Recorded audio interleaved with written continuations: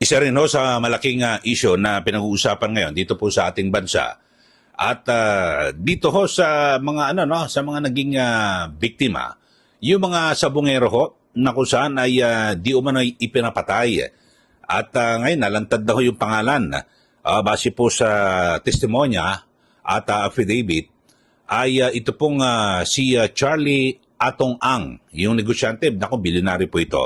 Ang sinasabing di umano'y utak dito po sa pagkawala at pagpatay sa mga sinasabing sabungero, mga kababayan. At matindi ito, nagbabatuhan po sila ng aligasyon at ayon po rito kay alias Totoy, na pinangalanan na ho yan na kung saan ay siya po ay tinatangkang suhulan para ay bumaliktad. Tapos ay yan po yung pinabulaanan naman ng kampo ni Charlie Atong Ang, yung negosyante. At nako, yung abogado niya pala ni Atong Ang ay itong si Attorney Lorna Kapunan. Siguro kilala niyo naman ho ito.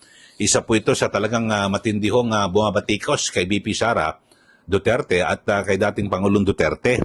At ito pa nga ho, isa po sa magiging public prosecutor para po sa impeachment trial ni BP Sara Duterte. Mamaya pakinggan ho natin. At, pero isa sa isang tabi ho natin yung kanyang pagiging anti-Duterte dahil sa itong issue ito, kaso ho ito mga kababayan, usaping legal. Pero ito pakinggan ho muna natin dahil sa lumantad na po ito hong alias Totoy at na kung saan siya po ay aakusa kay sa negosyante at bilyonaryong si Charlie Atong Ang at maging kay Gretchen Barreto, na kilalang aktres, celebrity dito po sa ating bansa. Panoorin po ninyo mga kababayan. Siya si Julie Aguilar Patidongan o alias Totoy, ang head ng security ng Manila Arena kung saan huling nakita ang ilan sa mga nawawalang sabungero noong 2022. Sa eksklusibong panayam ng GMA Integrated News, pinangalanan niya ang negosyanteng si Charlie Atong Ang bilang mastermind umano sa kaso. Nandyan sa affidavit ko yan, Mr. Charlie Atong Ang, then Eric De La Rosa, Engineer Celso Salazar. Sila ang mastermind sa nawawalang mga sabungero. Sila ang utak ng lahat. Ayon kay Patidongan, siya raw ay nagsimula bilang bodyguard hanggang maging chief security ng mga farm ng company Ang. Idinetalya rin niya ang umano'y papel ng bawat mastermind sa pagkawala ng mga sabungero. Si Mr.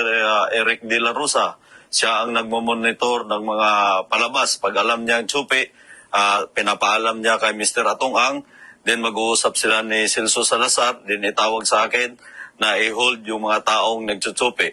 Kasi Mr. Atong Ang, siya yung chairman ng Pitmaster. Siya ang pinaka-mastermind at siya ang nag-uutos na talagang iligpit yung mga yan. Sa paano paraan? Katulad ng sinabi ko, may mga taong membro ng PNP na inuutosan para kumuha doon sa binyo. Idinawit din niya ang aktres na si Gretchen Barreto. Yung artista na yan, walang iba kundi si Miss Gretchen Barreto. 100% na may kinalaman siya at gawa na lagi sila magkasama ni Mr. Atong Ang. Ang panawagan ko lang sa kanya, para naman medyo siya, makipagtulungan na lang siya sa akin. Isa si Patidongan sa 6 na kinasuhan sa pagkawala ng mga sabungero. Nagdesisyon daw siyang lumantad dahil sa kung ano-anong bintang na binabato sa kanya. Sa totoo lang, wala akong kinalaman dyan at isa lang akong utusan niya na bilang farm manager.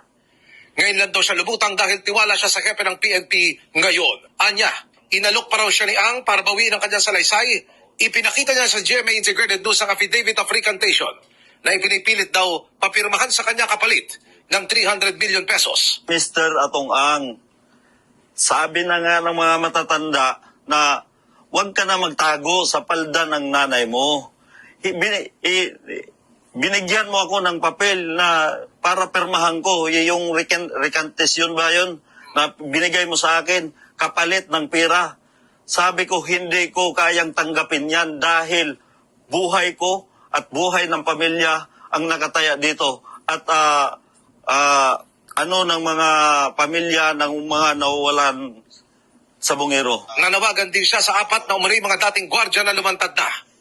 Ayon naman sa kampo ni Ang, mag-aayos siya ng Okay, so yun po no ang binabanggit ni Julie Patidungan at na kung saan ay siya po ay naging chief security ni Ginoong Atong Ang at sinasabi niya ho mga kababayan na siya raw po ay ngayon tinatangkang suhulan ng 300 million pesos di umano at kapalit ng recantation o pagbaligtad sa kanyang mga naunang sinabi o alegasyon na kung saan ay tinutukoy niya na mastermind ito pong si Atong Ang.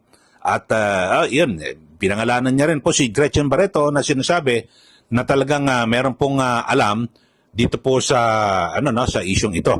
O yun ho. Pero ang sabi po, ito, sa ngalan po ng patas na pamahayag, banggitin naman natin kasi magpa-file daw ho sila ngayong araw itong kampo ni Ginoong Atong Ang laban po dito kay Julie alias Totoy. Si Totoy na lang ho, banggitin natin. Kasi ang magiging title natin ngayon ay Atong versus Totoy, sino ang paniniwalaan? Ayan ha. Sabi ho ni alias Totoy, siya po ay inaalok ng 300 million para baliktarin yung kanyang mga akusasyon. Pero sabi naman po ni ng kampo ni Atong Ang ay walang katotohanan yan. At nangingikil daw extortion, nangihingi ng 300 million. Pakinggan ho natin itong kanyang magaling na abogado na si Attorney Lorna Kapunan na isa po sa magiging miyembro ng private prosecutor sa impeachment court ni VP Sara Duterte. Ito ha.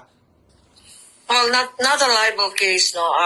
He will file a case of grave coercion, of slander, and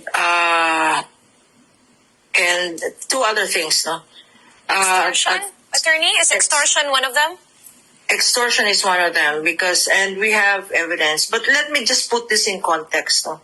Because this Sabongero issue has been a cold case for the last 4 or 5 years.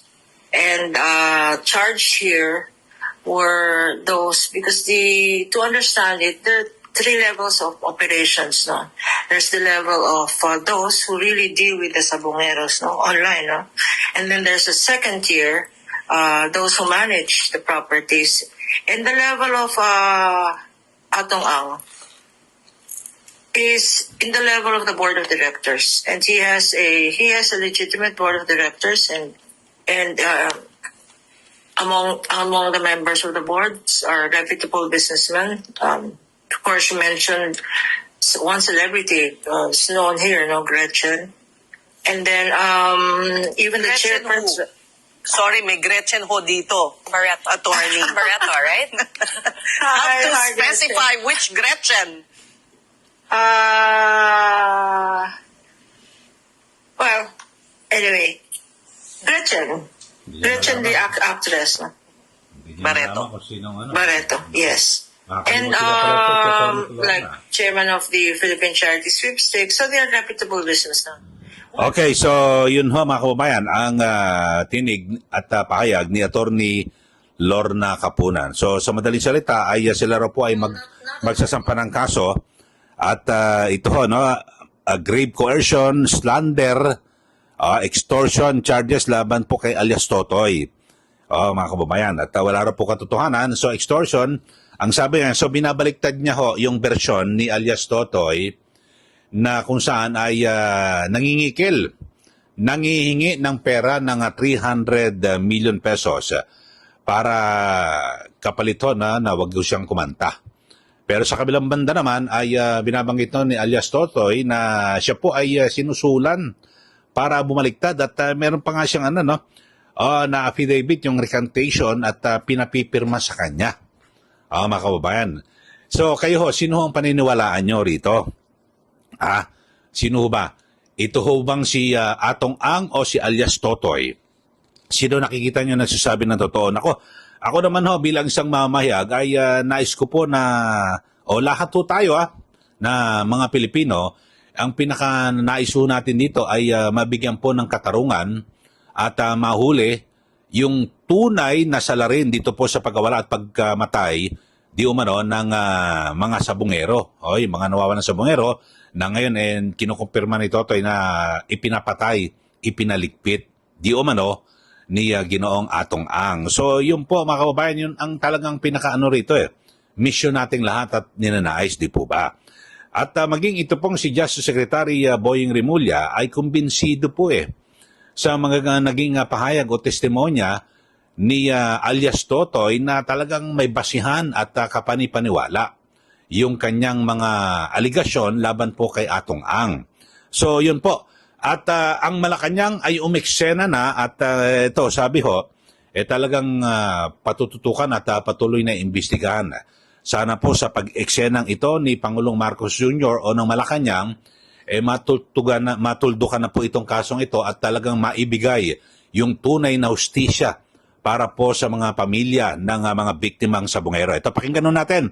Epektibo ng Pangulo sa mga nag-iimbestiga po tungkol dito. Ipagpatuloy po ang pag-iimbestiga ng malalimang pag-iimbestiga para malaman kung sino pa talaga ang sangkot dito at mapanagot ang dapat mapanagot. Ayon nga rin po sa DOJ ay meron pong 4 na witnesses na maaaring tumulong pero kailangan pa nilang i-evaluate ang mga testimony nila para malaman kung sino yung pwedeng maging state witness. Kailangan po talaga nila ng maliban sa testimonya ay magkaroon pa ng ibang mga ebidensya tulad ng mga larawan, pictures, videos kung meron man para mas makatulong po sa pagresolba ng kasong ito. Okay, so yun ho mga kababayan at umiksena ng Malacanang. Sana naman sa pagkakataong ito ay maging positibo at maging maganda ang takbo po ng kaso dahil sa lahat po, Justice Secretary, kumbinsido na talagang credible, kapanipaniwala ito pong testimonya ng sinasabing testigo at whistleblower na si alias Totoy, mga kababayan. Kasi kung pagbabasyan mo, ako hindi ako abogado, pero kung titignan mo, may personal knowledge po, no? Naging chief security at sabi niya, siya raw po inuutusan at na iligpit na yan, ibig sabihin na iligpit, papatay na, di umano. So yun ho mga kababayan at kita niyo naman yung mga pag nagsalita ho itong si Atty. Lorna Capunan hindi niya mabanggit yung apelyido ni Gretchen Barreto. Talaga yung medyo yung extortion pa yung huli hindi pa tinatanong ng media kasama ba dito extortion yung medyo tuliro pero magaling daw na abogado yan si Atty. Lorna Capunan at yan nga po siya po yung abogado ngayon ni Charlie Atong Ang, negosyante, bilyonaryo, kilala ho mga kababayan. At samantalang itong si alias Totoy, dati niya pong naging chief security. Sila po ang namamahala sa seguridad diyan po sa kanyang mga sabungan. So ito ang tanong natin sa ating mga viewers, sa ating mga taga-subaybay. Kayo ba, sino ang dapat nating paniwalaan? Ang bersyon ng kampo ng negosyanteng si Atong Ang, sabi ho ni Atty. Capunan, na hindi totoo yan. Mga aligasyon na yan ni alias Totoy. Sa katunayan ay ididemanda namin yan. At siya po ay nangingikil para magkapera, no? Pero sabi naman po ni alias Totoy, binigyan niyo ako ng affidavit Yung recantation para siya umatras at baliktarin niya yung kanyang mga naunang sinabi o akusasyon laban po kay Atong Ang. So yan po. At kayo na ho ang bahalang magbigay ng komentaryo. At tayo naman, naniniwala ho tayo dito po sa Malacanang na sa kanilang pag-eksena ay talagang mas magiging malaliman at maganda po ang magiging resulta ng nasabing kaso at unahin ko ho, ang ating talagang layunin po rito ay mabigyan po ng tunay na hustisya yung mga kaanak na mga nawawala at namatayan ng nasabing mga sabongero. Hoy, sa mga bago lang po sa ating channel, subscribe na po kayo para lagi kayong updated dito po sa ating ginagawang pagtalakay sa mga may init na issue. At syempre, huwag niyo rin pong kalimutan na i-like at i-share yung ating channel. Maraming salamat muli. Ito po si Kaeli. Magandang araw po sa ating lahat.